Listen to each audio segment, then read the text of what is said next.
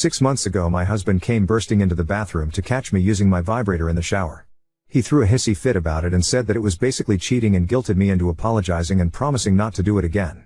The next time we went to use my vibrator, during sex as we basically always did, it had stopped working, mysteriously in hindsight. I often used it in the shower, I guess just because that's basically the only time I get to myself. I eventually just turned to using the shower head, and one time he pounded on the door during to ask what I was doing. Again, I didn't really think much of it at the time. Tonight I was showering, and not doing anything else, and when I came out and he was being short and pissy with me. I asked if everything was okay and he says, "So how was your shower?" I said fine. Confused. He goes on to say he knows what I was doing in there, and I responded by asking what he was talking about, to which he replied that every time I shower he sits outside the bathroom door and listens to see if I'm masturbating. I was so shocked I didn't even know what to say. How can I tell him that this is a violation of my privacy and personal space without him feeling like I'm disrespecting him? Thank you all for your responses. They have been eye-opening. I'm feeling a little overwhelmed by how much more severe you're making me realize this is. Well, just as I'm reading all these replies I'm realizing all the different ways. What I eat because he thinks everything is bad for you, what I read because the books I read are also basically cheating, who I hang out with because my friends are all losers dragging me down, that I want to go to the gym because who am I trying to show off for, why am I wearing leggings?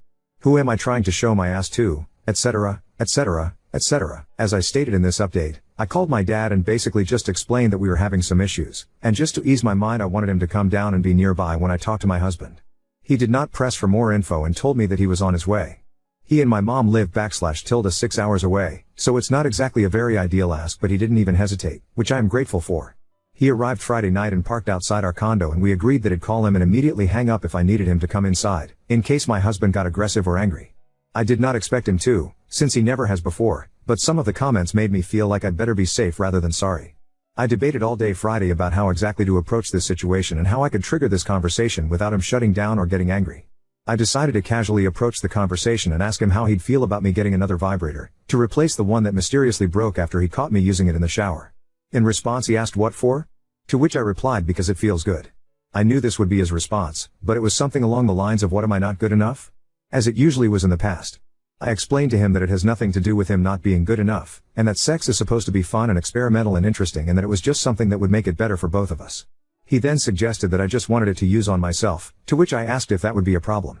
He told me that I know how he feels about that, and so I asked him why he was bothered by the idea of me masturbating. He got very defensive and asked why I would want that when I could have him, so I asked if he ever felt like he'd rather just pleasure himself rather than going through the motions of having sex.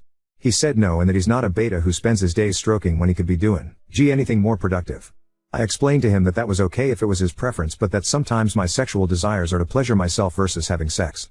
That's when his same ridiculous argument came out of that being basically cheating.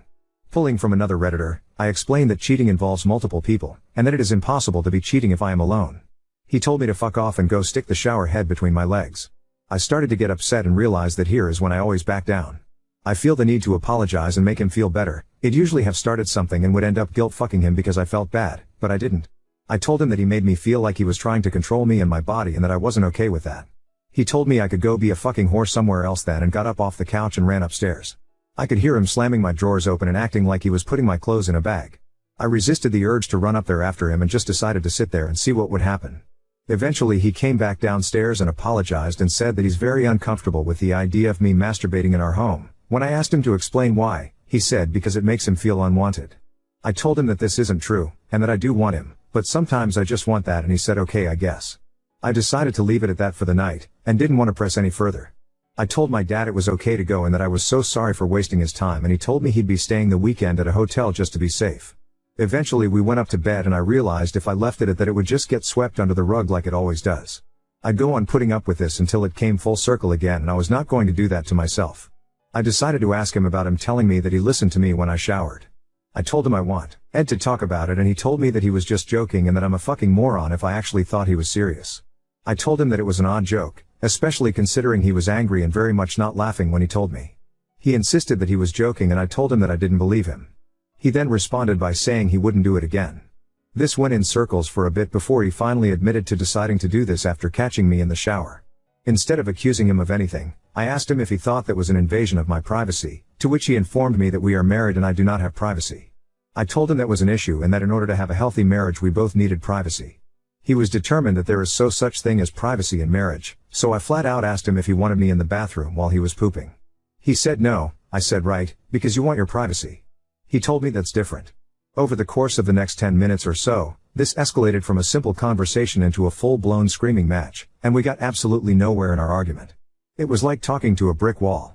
I was so heated by this point that I don't even remember what was said, but he eventually told me I was a fucking worthless whore, that I had nothing without him, that my vag was disgusting and made him sick, that I was fat and no one will ever want me, I'm 125 pounds BTW, that I'm lucky someone like him would even look in my direction, etc., etc., etc. I could barely see my phone through the tears and I called my dad and asked him to come get me.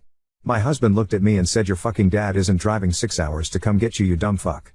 I started to grab some random things of mine and yell that he was here staying in town, and he broke down and started sobbing. He told me that he knows he's controlling, that he has serious issues, and that he's terrified of losing me. He said and he knows he's not good enough for me and that he's so afraid of losing me that he's pushing me away to save himself the inevitable heartache. He said that if he ever lost me he'd himself.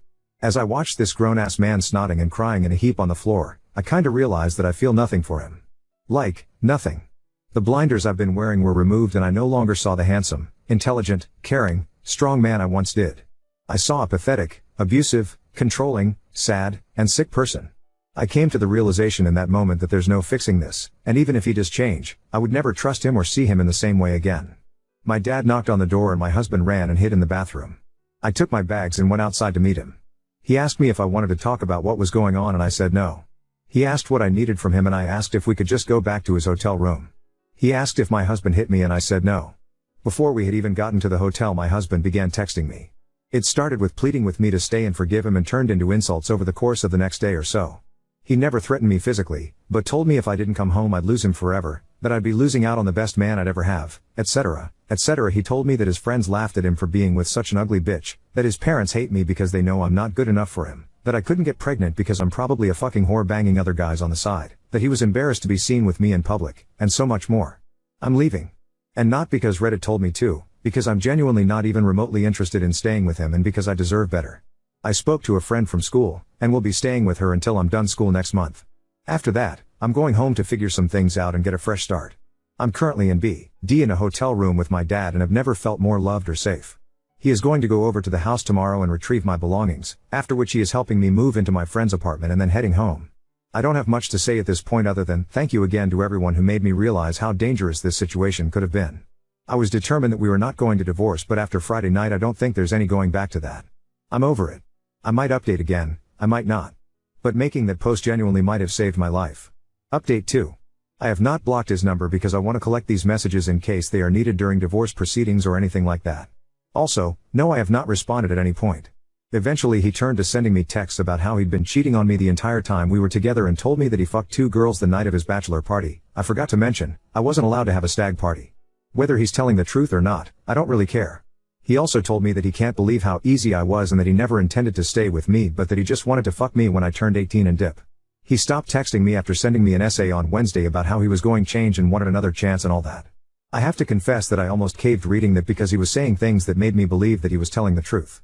This is a very scary time for me and staying is always more convenient, but I just had to remind myself that he was just saying anything he could to try and get his way. I began to realize just how complicated divorce is. It's not just pack up and leave. We have a joint bank account, bundled auto insurance and phone plans, I have his last name, his name is on my car loan, all of our subscriptions are shared, etc. Thanks to all the Redditors who shared great advice with his stuff and I began the process of severing these ties. I started by canceling all of our shared subscriptions and then deleting our shared email account. I also called our phone provider and they were super helpful and offered to just split our plans, but I wanted to switch to a different company just to be safe and they essentially just canceled my line without much hassle at all. I got a new phone and number and am now on my parents' plan. I also turned off my shared location with him before that, and since, like I said, I've gotten a new number, and blocked him on all social media, changed my email address and updated all of my accounts and services with a new email and a new password. I also made a new Apple ID since I can't just buy a new laptop for school given the cost, so that should also ensure he has no access to my info as well. My parents and I, met, virtually, with a divorce lawyer that my dad knows and referred me to on Wednesday and she is taking care of getting me off of the joint bank account, locking my credit, didn't even know this was a thing but, thanks to the Redditor who mentioned it, getting his name off of my car loan, and getting the formal process started for divorce. I don't want any money, I just want out as fast as possible. I am moved into my friend's apartment. It's a 2-bedroom/2-bathroom, so I stole her library/office/music room, but she was so accepting of me joining her, and having our own space is nice even if it's just for a couple months. I am so grateful to her for letting me stay and not even questioning it. As many of you mentioned, yes, my dad is a literal rock star. He, my mom, and my friends have all been so helpful and supportive, and I cannot thank them enough. My dad went to the house Monday to retrieve my belongings, and he took my friend's boyfriend with him, mostly just to help pack and move everything as fast as possible, but also just in case he was home and anything went sideways. My dad said he was me and refused to answer the door at first, but eventually did, and just sat at the kitchen table the entire time they were there. I don't own much. I took a bunch of clothes and essentials like bathroom stuff and electronics with me when I left, so they were in and out in like 45 minutes. Basically everything in that house in his and was purchased with his own money. My divorce lawyer is basically taking care of everything because I seriously need to focus on school right now, but I want this process wrapped up as quickly as possible. My exams wrap in late June, and I'm trying to be calm and patient because if I'm just in a huge rush to get out of here, I fear that my exams will go very poorly. My friend is helping me a lot with studying and getting prepared, and I always join study groups in preparation for exams, which are super helpful as well. No, this is not the first time he's turned to insults during an argument or when he doesn't get his way, but it's by far the most hurtful and explosive. I am 100% committed to divorce, and I will not be looking back or changing my mind, no matter what happens at this point. This is a promise that I have made to myself, and it's a promise that I really struggle to make. I still feel sick and have a constant nerve in my stomach, because the idea of actually leaving and starting over is extremely terrifying. Thankfully, I have a great support network and know that I will have people there to help me through this every step of the way. I also just keep reading the messages he sent me the last few days and reminding myself that no one talks to someone they love like that, and that he is no example of a man I want to spend the rest of my life with. My dad went home yesterday, reluctantly I might add, and he and my mom are both coming back to visit next weekend. Also, if you think that this is fake or exaggerated, I genuinely could not care less. I am the one living this shit, and I do not need people downplaying the trauma I am going through. I also do not need to hear that you think I'm overreacting or that I'm in the wrong. The event I originally posted about is not the only reason I am leaving. I am leaving because that post and those commenting opened my eyes to just how controlling and abusive this man is and always has been. Thanks. Think that's it for now. Thanks so much to all of you for being so great to me. This is the hardest thing I've ever gone through, but I just keep reminding myself that I will be okay and that I can do this. Update 3. I'm living with a friend as I'm in the midst of a breakup from a 4-year relationship. I'm now kinda realizing that I have no idea what to do with myself when I get home from school. Anyone else experience this, and how did you overcome it? Has anyone else separated from an abusive partner and still felt like you missed them afterwards? I feel like I'm stuck in this loop of missing him and then beating myself for missing him, because how the fuck can I possibly be missing him? Any advice or support is appreciated. Hi all. It's been a while since I posted anything, so I figured I'd share a mini update. Things are going well. But also not well. I'm struggling some days and thriving others. Some days I feel relief, others I feel pain. It's all just part of the process. Living with my friend is fun but also challenging in some ways. We're having a great time, but I struggle with adjusting to the change, at no fault of hers. I talked to my department head at school about everything going on just so that they're aware, but I haven't requested any special accommodations or anything like that. Studying away here and working on the last few big assignments as well. I've met with my divorce lawyer a few times and the process has been started. Our phones, bank accounts, etc. are all separate now. His name will be off my car loan soon, my last name will hopefully be changed back soon, but there's a lot of logistics involved with this. I haven't heard from him in quite a while. He finally stopped texting me after sending me a super long message about how he wanted me back and whatever. Sometimes I find myself wishing he would text me for some strange reason. I guess it makes me a little uneasy not knowing where he is or what he's up to or something. The emotions that I've been feeling are so strange and confusing. I've been working out daily, which I love, and it definitely helps me feel better. I've also been getting really into nutrition and cooking new and more interesting food. Catch me onto my wellness era. Anyways, not much else to report. Thankfully I'm safe and haven't really had any concerns with that. My parents visited once, which was nice. They text and call me every day. Like I've said before, I'm just focused on school right now. Once I'm graduated and back home, I'll finally be able to start healing and focusing on myself for a bit. Now on to second story. Fiancé keeps pressuring me to invite my estranged parents to our wedding, despite knowing the pain they caused me throughout my life. My dad left the family and went no contact when I, 35 male, was 4. My mom remarried and had 2 kids with my stepdad. My stepdad never treated me poorly but always made clear that I was Dale, fake name, to him. He was not my dad. My mom never tried to fix the relationship and honestly loved her new family and always saw me as a burden. That's what I thought, at least until it was confirmed after my freshman year of college when my mom asked me not to come home anymore. I blocked her after that phone call and have had no contact with her or my stepdad, and half-brother, since then. I do still speak to my half-sister, 25F, At her insistence, but that's my only contact. It took me a long time to deal with basically being kicked out of my family. I grew to be pretty independent and thought I'd live alone until I met my fiancée, 28F, 4 years ago. We have had a great relationship and her family opened up and invited me in, with open arms. She comes from a pretty typical suburban family and they are great. Over the years I've told her about my issues with my family. She has met my sister and she never pushed for more, until we started planning the wedding. When we started talking about who we would invite, I talked about friends from college and coworkers and she kept saying I should invite my parents. At first I thought she was just trying to gauge if I wanted to. I said I would not be inviting my parents. She said okay, but then brought it up again the next day. I calmly explained how much they hurt me, how growing up feeling you were unwanted and then having it confirmed at 19 really stunted my mental health. That over the years I have realized it's their problem and if they ever want to solve it then they can initiate, but I am in contact with my sister and it is clear they are happy insisting I don't exist. It sucks, but it's their problem that they have thrust onto me. I can't be the one to solve it. I thought it had ended, but she has brought it up 2 more times. The last one was last night. We were about to start the save the dates and she said, "Are you sure you don't want to invite your parents? I feel like I might just invite them on my side." And I snapped. I told her we should probably just throw the invitations away because if you can't respect what I've been through then I don't want to marry you. I then went to our bedroom and fumed for a while. She came in to try to talk to me and I walked out, grabbed my keys and left. I came back around 11 p.m. after hanging with friends and slept on the couch. She left for work without a word to me and I don't know where we stand. Her behavior is unacceptable, but I feel I may have gone too far. Update 1. My fiancée normally gets home around 5:30 p.m. so after I was done working, I work from home, I waited for her to show up. Got very worried when it was 6 and she still wasn't home, but around 6:15 she shows up with my sister, which was a big surprise. While my sister and I connect every Thursday, we live 45 minutes away from each other, so her popping by is not normal. Both of them looked very anxious, so I was very confused. I asked them what was going on and my sister just bursts into tears and saying she's sorry. After like 5 minutes of her losing her shit, she starts talking about the family. So apparently when she told my mom and Dale that I got engaged, it started a rift between them. Not because they cared about me, but about how my half-brother, which is 27, is still living at home, single with no steady job.